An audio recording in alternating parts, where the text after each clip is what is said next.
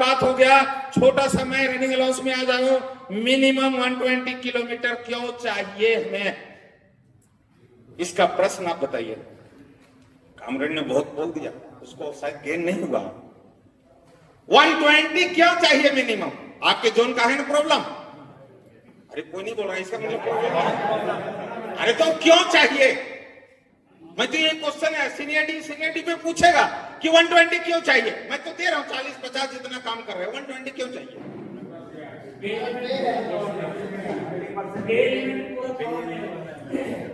एक दूसरे तरीका से डब्बा, एक किसी ने दिया ये डब्बा, बोले इसमें आपका खाना है, आपका इसमें लंच है। लंच मतलब पर्याप्त होना चाहिए। पता चला उसमें 2 ही रोटी दे दिया, आप छोटा सा सब्जी, तो क्या ये पर्याप्त लंच होगा? नहीं होगा। 120 इसलिए चाहिए कि 30% of the basic pay of the running staff treat as a pay, और 120 कम होने से ये पे नहीं अर्न होता है, क्योंकि ये 30% जो पे है रूल के अंदर प्रावधान है और राष्ट्रपति से सैंक्शन है। आप रूल पढ़ोगे, आप उसमें पालोगे, किसी को पावर नहीं है उसको काटने की। इसीलिए माइलेज के रेट में हर बार देखिएगा 30% स्टोर करके रखा है, लेकिन 55% ओल्ड के लिए स्टोर है, न्यू के लिए अपने आप खत्म हो गया है, क्योंकि एनपीएस आ गया, यूपीएस आ गया, आपका 55% ऑटोमेटिक एडवांस हो चुका है। इसलिए हम इसके विरोध लड़ रहे हैं, ताकि आपका रिटायरमेंट के टाइम आपको ये मिल सके। तो साथियों 120 इसलिए चाहिए कि मेरा 30% का पे जो है वो नहीं अर्न होता है। अब कैसे साबित करेंगे अर्न होना जरूरी है? हम छुट्टी में रहते हैं, एक दिन में हमें क्या मिलता है अलग से? Leave allowance. यही इसीलिए नहीं मिलता, वो अलाउंस नाम दे दिया। वो अलाउंस नाम नहीं दिया, वो अलाउंस नहीं है, 30% पे है, पे का पार्ट है, इसलिए मैंडेटरी आपको देने का प्रावधान है। जिस दिन अलाउंस होता, काम नहीं करते तो अलाउंस क्यों देगा? नाइट ड्यूटी नहीं करते देता है क्या? घर में रहते तो टीए मिलता है क्या? तो फिर क्यों देंगे अलाउंस है? तो ये आपका 30% पे है, और इसी 30% को पे को अलग अलग जगह में अलग अलग नाम से दिया है।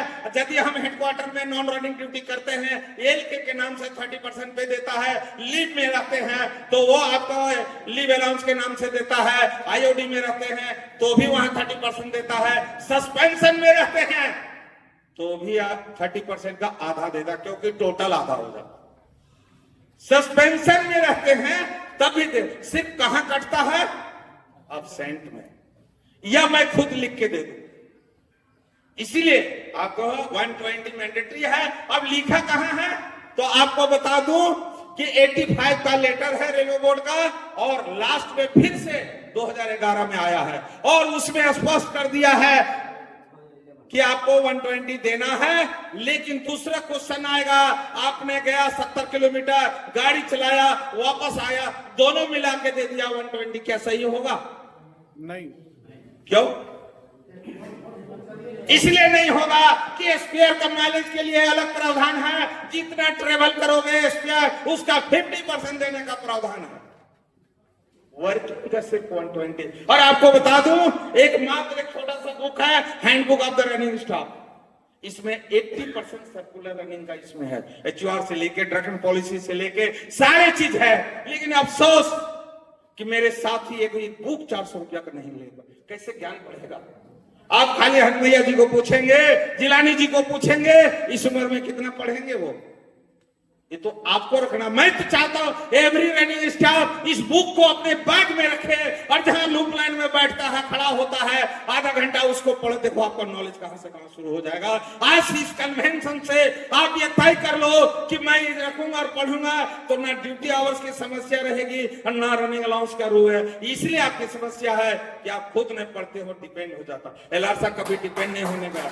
एलआरसा अपने आप आगे बढ़ाने के लिए प्रेरित करती है, क्योंकि यदि आगे नहीं बढ़ाने की प्रेरित करती तो मैं 2007 से अभी तक इंडिपेंडेंट यहां तक नहीं आता, क्योंकि एमएन कभी हमको नहीं रोका। हाँ, ब्रेक थोड़ा लगाया, स्पीड कम किया, क्योंकि मेरी गलती हो जाती थी अनजाने में, तो उन्होंने अकेले में बोलता यहाँ तो गलती है, इसको ऐसा करो। ये मेरे गुरु थे वो एमएन प्रसाद। आज भी इस मंच के माध्यम से और मैं कहूँ उनको आभार हूँ, सत नमन हूँ कि उन्होंने इस लायक बनाया कि मैं आपके पास आया, और कभी सार्वजनिक हमको नहीं बोला। मैं आपसे इतने कहता हूं कि आप इस किताब को ले मंगा लीजिए, ऑनलाइन मिलता है बाहरी बर्दर से। आप 400 रुपया खर्चा कीजिए, 6 महीना पढ़ के देखिए कि आपके पास कितना ज्ञान है।